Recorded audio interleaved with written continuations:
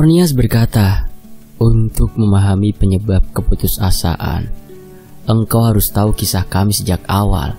Untuk mengetahui harapan kami, kalian harus memahami Raja Sulaiman. Dulu, aku pernah berani mencuri cincin yang membuat kami menjadi budaknya. Aku ubah wujudku menjadi wujudnya dan mengambil tahtanya. Tapi aku bingung oleh kebijaksanaan dan kemurahan hatinya. Pada akhirnya, aku menyamar menjadi dirinya dan berpura-pura meninggal dan dimakamkan. Sehingga dia bisa bebas pergi untuk menemui takdirnya yang sesungguhnya.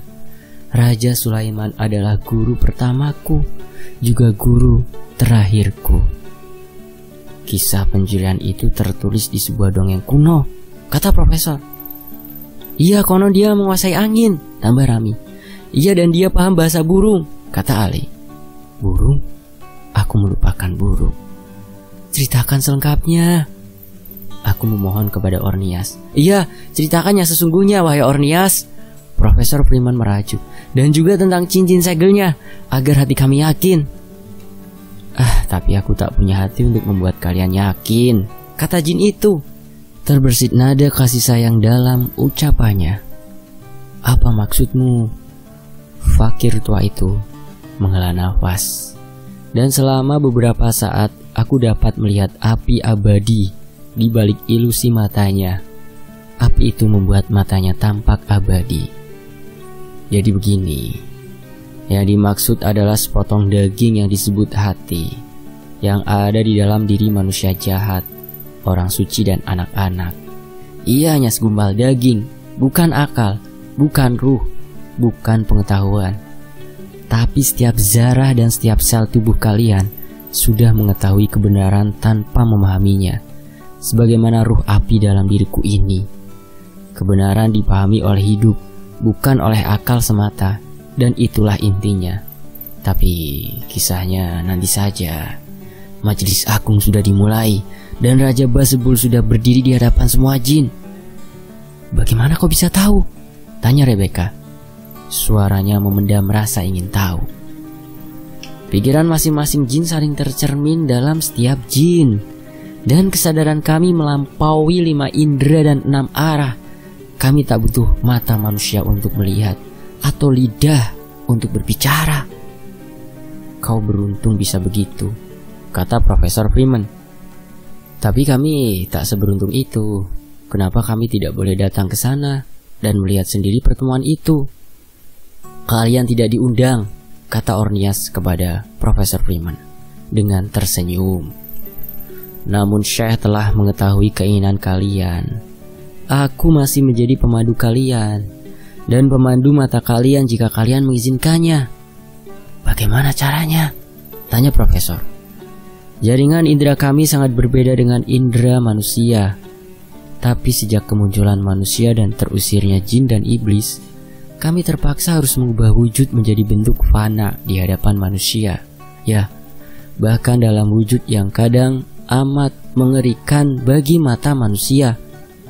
Aku akan memandu indera manusia dan kalian akan melihat pantulan dari apa yang kulihat dan mendengar dari apa yang kudengar.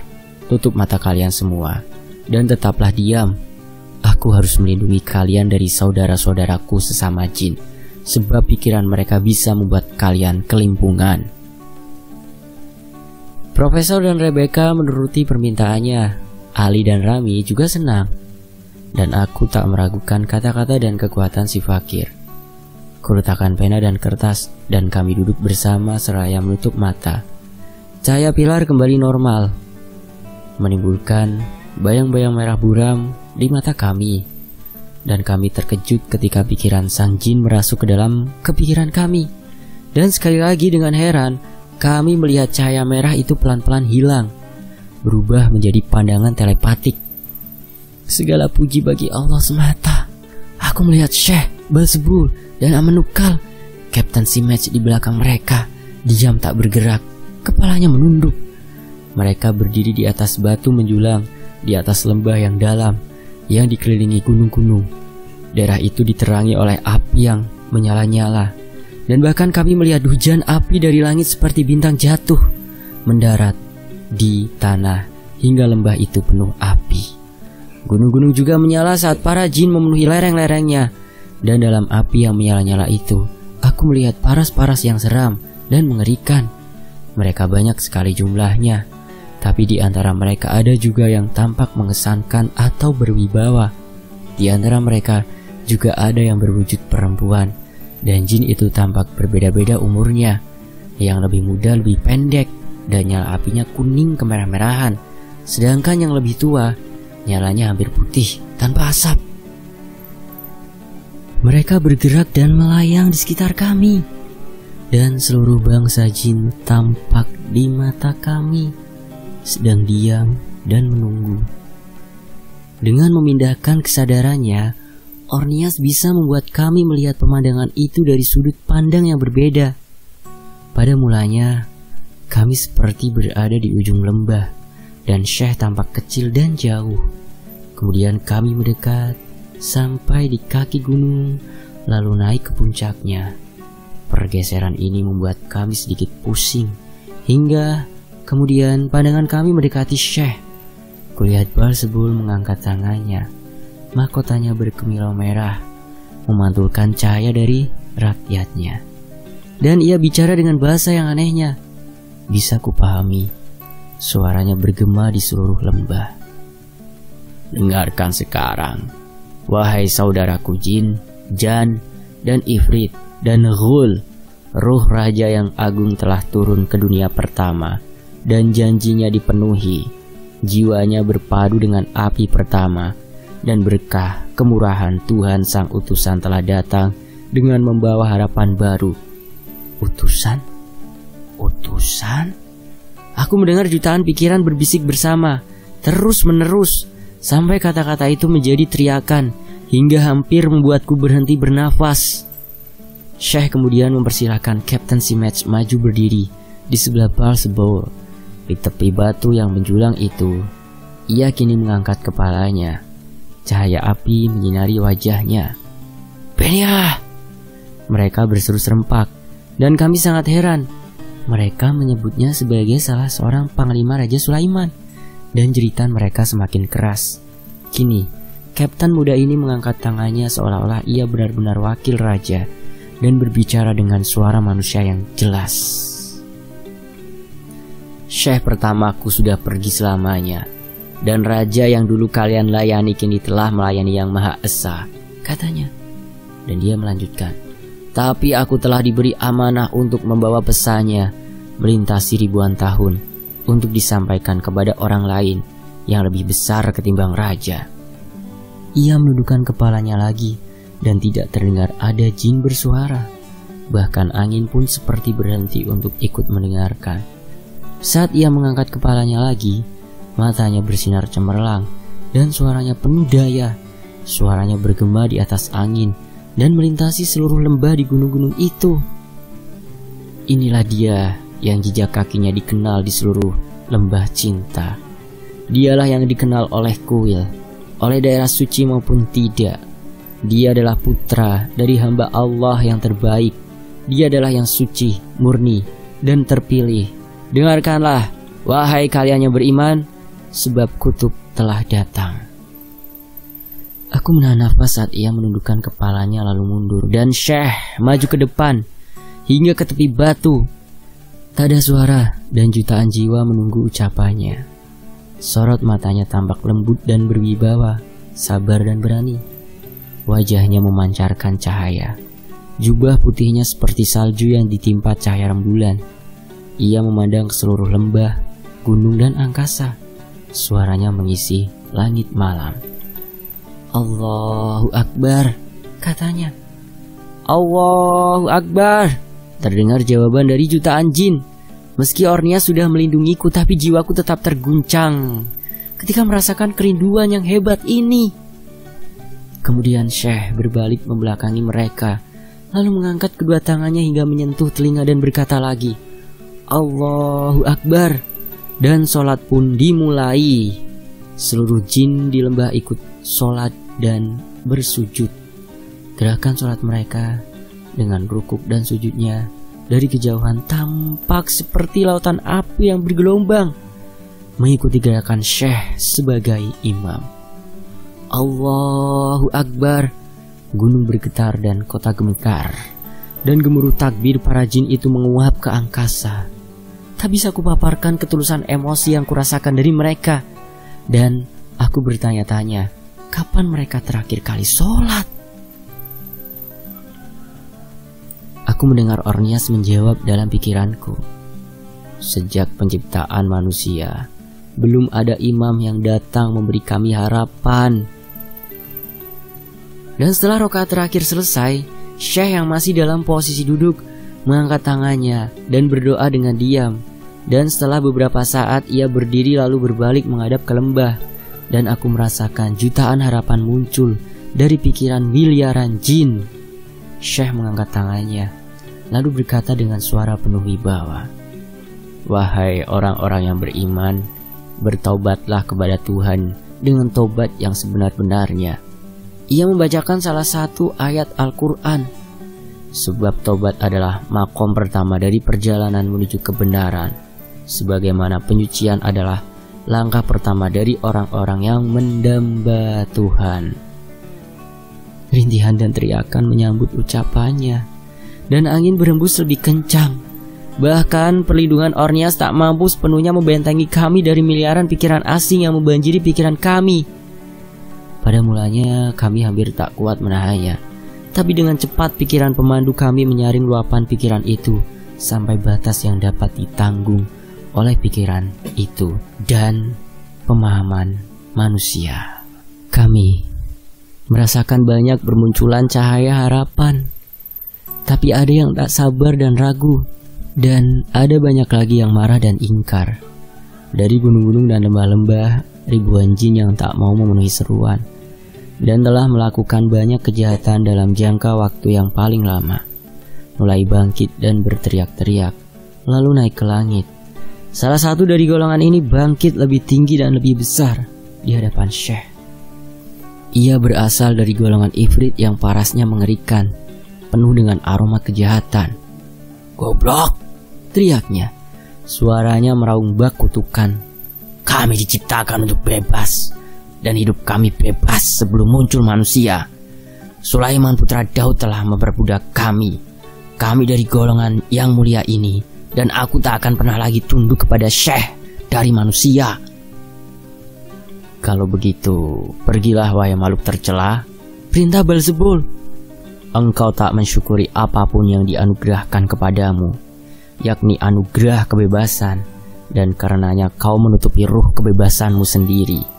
Karena itu kemarahan Tuhan menimpa kita. Iblis adalah pemimpin kalian yang sesungguhnya.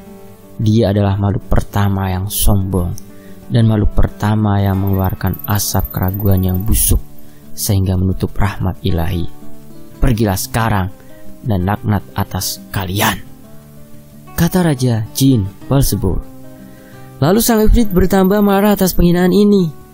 Sedangkan jin dari golongannya bangkit untuk mendukungnya. Tapi raja para jin itu tak gentar secuil pun. Ia hanya menatap mereka dengan diam. Tiba-tiba aku merasa ada pertarungan kehendak dalam pikiranku. Kekuatan jin ada dalam pikiran mereka, dan dengan pikiran itulah mereka bertarung. Lalu bergabunglah jin-jin lainnya. Ghul yang menyeramkan bergabung membantu Ifrit, sementara Jan bergabung membantu Raja Jin. Kutukan melesat seperti senjata-senjata, dan mantra-mantra dikeluarkan dan ditandingi, dan aku tak tahan lagi hingga hampir membuka mataku untuk keluar dari pemandangan pertarungan yang sengit ini. Tapi banyak jin masih ragu dan tidak bergerak menunggu hasil dari pertarungan. Alhamdulillah, pertarungan cepat selesai dan tak memburuk. Meskipun mungkin pertarungan itu sudah berlangsung selama berabad-abad di alam nirkala ini, pada akhirnya Ifrit dan Ghul kalah di hadapan kekuatan pengetahuan dan api kehendak Beelzebul. Mereka pun lantas kabur. Meski dilindungi Ornias, aku masih terguncang oleh kekuatan di balik ilusi ini. Syekh tak bergerak selama pertarungan ini, dan juga tampaknya tak berusaha mencampuri pertarungan. Tapi kini, Di tengah-tengah gemuruh angin ribut, suara Syekh bergema keras sekali. Dengarkan kalian semua, wahai makhluk Allah yang maha tinggi. Aku tidak datang melintasi batas alam kecuali dengan kehendaknya dan rahmatnya. Allah telah memaafkan putra Daud atas kesalahannya, dan dia tak lagi menghukumnya. Apakah dia tidak akan memaafkan kalian juga? Ya, dia akan memaafkan kalian, sebab aku datang dengan membawa buah rahmatnya. Dan ia membungkuk kepada Amenukal yang melangkah ke sebelahnya. Aku hampir melupakan lelaki tua itu karena lebih tertarik pada kejadian yang dahsyat ini. Tetapi tampaknya para jin telah mengenalnya, walau ia tak diperkenalkan terlebih dulu. Nakib, nakib, nakib. Bisikan para jin terdengar di pikiranku. Nakib, aku juga kenal. Akhirnya terungkaplah bahwa Amenukal adalah salah satu wali yang telah disebutkan dalam Al-Quran. Sesungguhnya para wali Allah itu tidak ada rasa takut dan sedih atas mereka. Jin-jin mengenalinya begitu ia muncul ke depan, dan kini kami melihatnya muncul dengan muka disinari cahaya terang yang tak terbayang. Buah rahmatnya, pikirku, dan mendadak aku tahu siapa penjahat sesungguhnya dalam kisah Syekh dulu yang telah disucikan oleh air mata ampunan yang suci. Apakah Ornias juga tahu? Aku bertanya-tanya. Sesama pencuri tentu saja saling mengenal, jawab Ornias dalam pikiranku. Wow, aku tak tahu apakah Rebecca dan ayahnya memahami ini.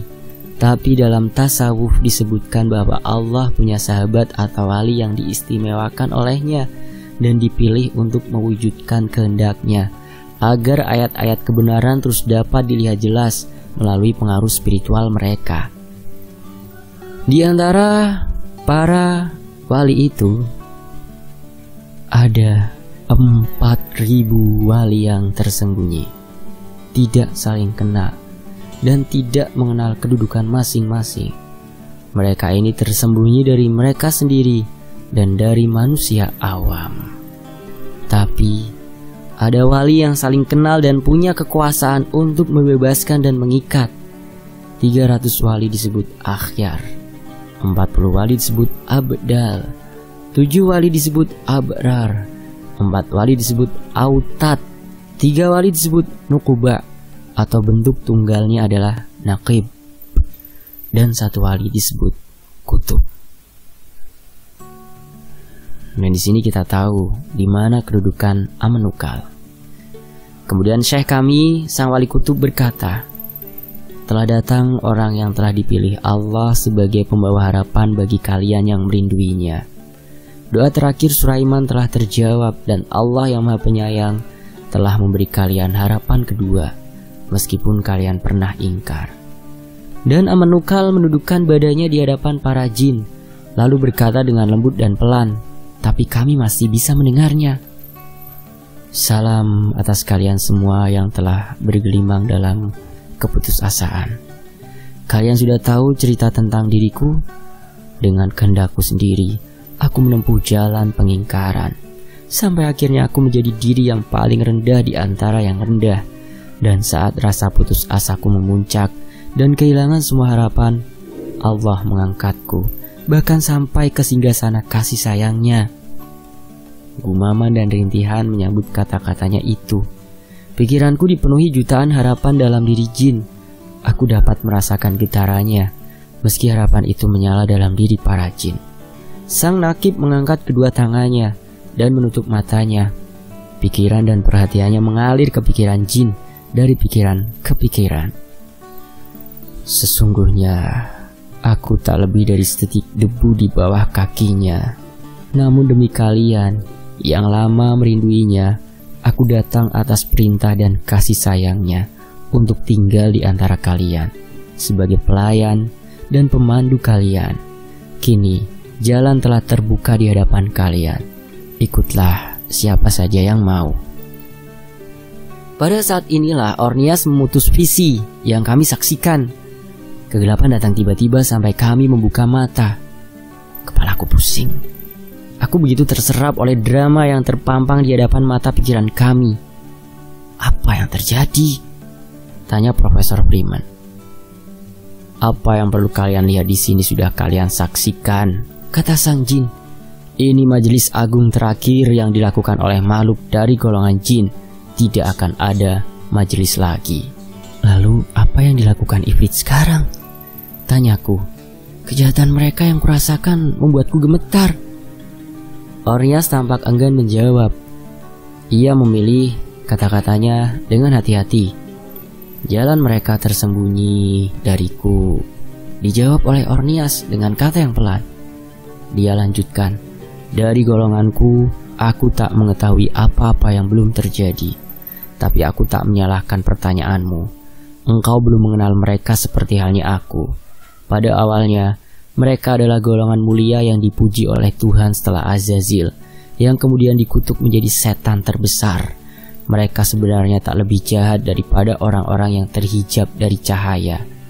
Harapan selalu ada dalam diri mereka, tapi kejahatan mereka seperti kejahatan yang dilakukan sebelum Sulaiman menuduhkan mereka. Apa saja yang merupakan berkah bagi seseorang mungkin dianggap kutukan bagi orang lain. Mereka marah pada Sulaiman, dan kemarahan itu makin membesar karena mereka memupuk kebencian. Bersama dengan kedengkian dan kesombongan, kini mereka kalah oleh kekuatan yang lebih besar dan oleh serangan mantra Beelzebul. Tapi karena kemurahan Tuhan, jalan ini sebenarnya juga dibukakan untuk mereka. Meski aku khawatir mereka mungkin akan lama sekali sebelum mau memasukinya. Demikianlah, jin dan manusia sama. Terdengar suara dari belakangku. Syekh telah kembali bersama Kapten Simets. Nakib dan Beelzebul tidak bersama mereka. Namun, kami sangat senang melihat keduanya kembali dengan selamat. Ia duduk di sampingku, dan Rebecca menggeser duduknya untuk memberi tempat bagi Kapten. Profesor Freeman kini mengarahkan perhatiannya kepada Syekh. Tapi Ifrit tadi juga ikut sholat, katanya. Syekh tak menjawab, hanya menatap si fakir. Raut kesedihan membayang di wajah Ornias yang berwujud manusia ini. Dialah yang menjawab. Manusia mungkin menyembah Tuhan dengan perbuatan dan ucapan, tapi mereka jarang melakukannya. Sedangkan kami yang ingin melakukannya tidak bisa seperti itu. Kami telah diusir dari surganya. Kami dicampakkan. Tapi lubuk jiwa kami masih mengingat kemegahan matahari yang tak pernah tenggelam. Suaranya penuh dengan kepedihan dan kerinduan dari bangsanya. Dan ucapannya itu menyentuh hatiku. Tetapi ada juga nada kepasrahan di dalamnya. Syekh mengangguk, lalu menatap kami satu persatu.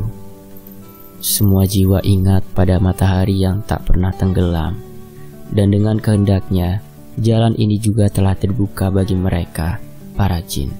Mereka bebas memilih rahmatnya, sebagaimana mereka pernah bebas untuk memilih mendapat murkanya. Ifrit berpaling dari jalan kebenaran ini, dan banyak lagi jin yang masih lama mau mengikutinya. Tapi kini telah ada yang kembali ke jalan yang lurus, dan Nakib akan menjadi imam yang memimpin mereka, dan Raja Beelzebul berada di sampingnya.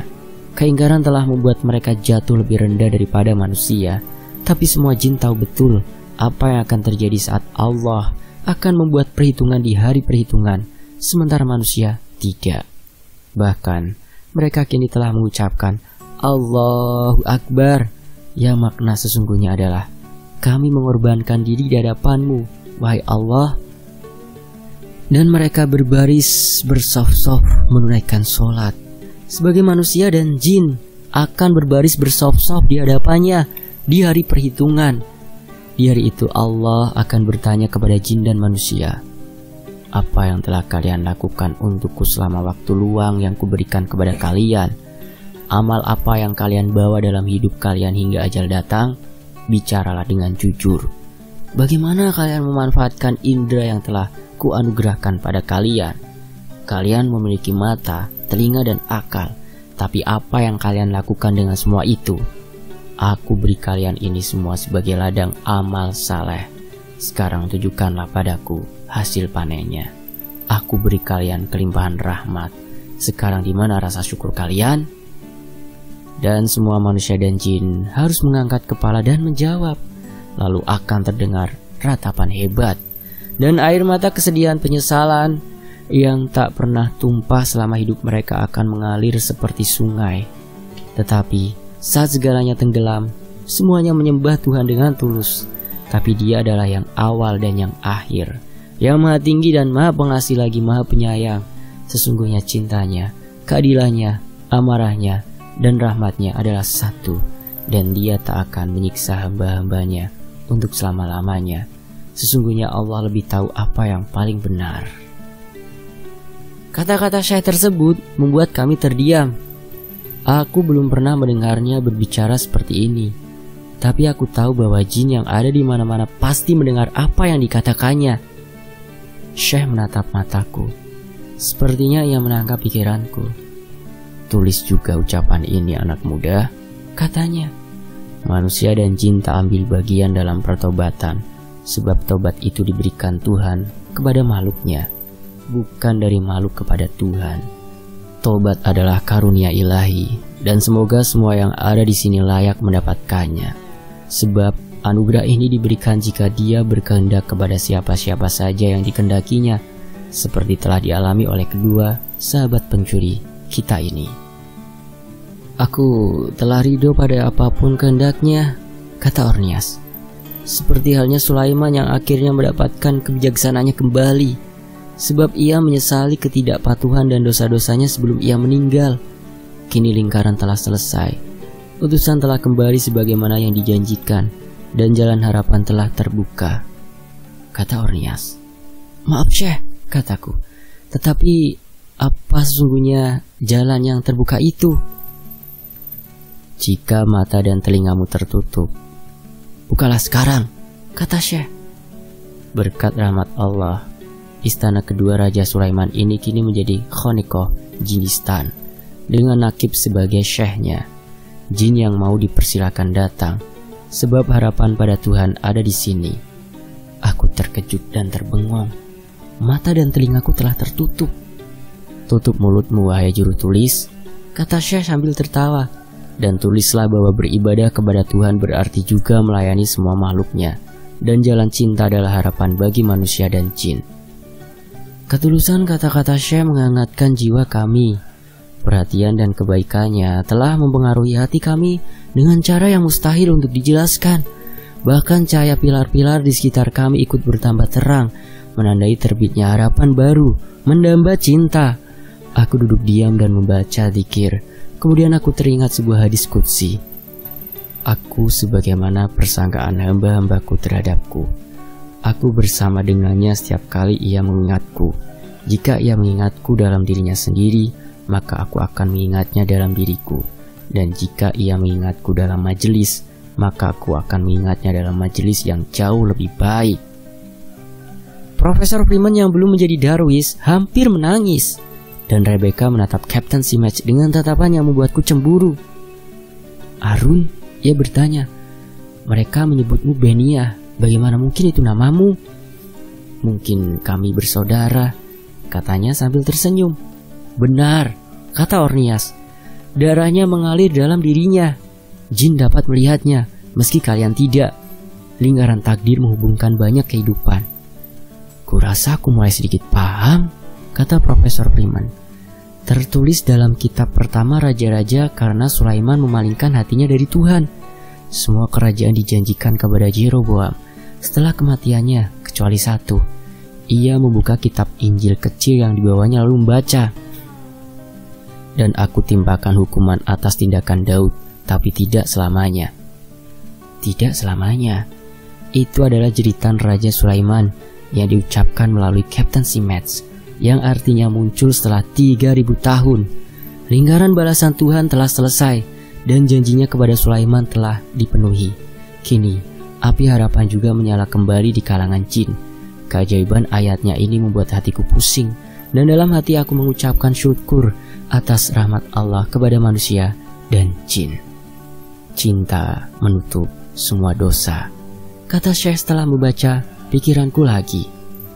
Anda mengutip Amsal, kata Profesor Freeman, yang konon ditulis Raja Sulaiman saat sudah tua. Ia menatap putrinya lalu berkata sambil menghela nafas, ini di luar pengetahuan ilmu manusia. Tidak juga, kata Syekh. evolusi fisik manusia dan alam berjalan seiring dengan evolusi spiritual. Dan keduanya saling bertemu dan berkelindan seperti anyaman tali. Yang satu bisa dijelaskan dengan sains, yang satunya tidak bisa dipahami kecuali melalui ilmu hati. Lalu, apakah cincin Raja Sulaiman masih ada? Karena ia menulis dengan darahnya sendiri. Tanya Profesor Freeman.